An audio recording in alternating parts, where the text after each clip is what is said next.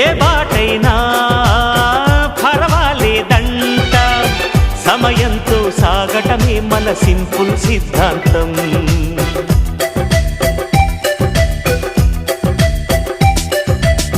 చిరుగాలికి పరిమళమిచ్చే సిరిమల్లెల వనమై ఉందాం, గగనాన్ని నేలను కలిపే హరివిల్లుల బంతెన అవుదాం.